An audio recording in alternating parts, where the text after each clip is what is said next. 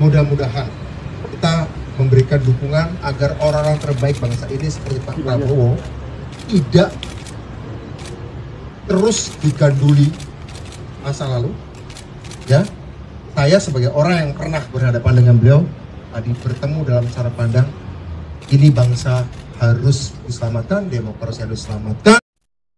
Assalamualaikum warahmatullahi wabarakatuh. Berani bicara untuk Indonesia. Ya, beberapa waktu yang lalu terjadi pertemuan antara bakal calon presiden dari Partai Gerindra, yaitu Bapak Prabowo Subianto, ini bertemu dengan salah satu aktivis tahun 98, yaitu Bapak Budiman Sujatmiko.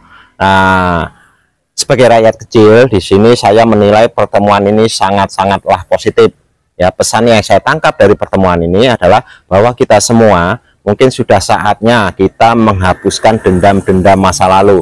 Karena sekali lagi, jika di hati kita masih menyimpan dendam-dendam masa lalu, ini tidak akan bisa membuat kita hidup lebih baik. Justru kalau di hati kita ini masih tersimpan dendam, ini akan membuat kita atau hidup kita ini semakin menderita. Ya, kedua orang ini antara Pak Prabowo dengan Bapak Budiman Sujatmiko ini tahun 98 memang mereka pernah saling berhadap-hadapan.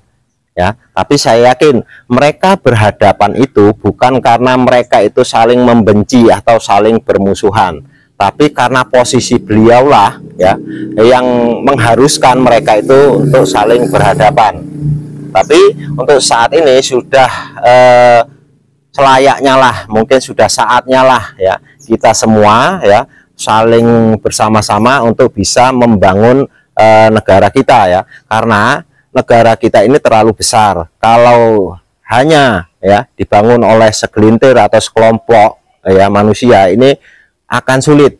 Untuk itu dibutuhkan memang kerjasama yang baik ya. Nah, mereka ini sama-sama orang nasionalis ya. Bapak Prabowo ini adalah ya salah satu tokoh terbaik bangsa ya. Terus Bapak Budiman ini juga aktivis yang lumayan idealis ya. Untuk ini kalau mereka ya bisa menjadi jembatan untuk memberikan contoh ke tokoh-tokoh yang lain untuk bisa bersama, untuk bisa saling menghapuskan dendam masa lalu, saya kira ini nanti akan bisa menghasilkan sesuatu yang baik untuk negeri ya. Dan kita sebagai rakyat kecil mungkin sudah saatnya lah kita menghilangkan atau jangan ikut terprovokasi dengan narasi-narasi yang selalu keluar setiap 5 tahunan, setiap mau pilpres, yaitu keluar narasi-narasi PKI, penculik dan lain sebagainya ya. Karena apa? Kalau kita hanya terjebak ya dengan narasi-narasi tersebut yang mungkin nggak bisa dibuktikan ya, ini justru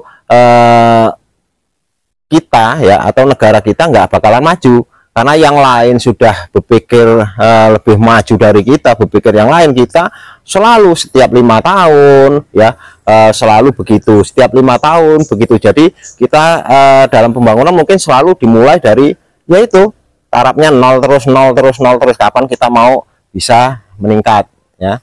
Saya kira itu, lebih dan kurang saya mohon maaf. Sekali lagi, berani bicara untuk Indonesia. Wassalamualaikum warahmatullahi wabarakatuh.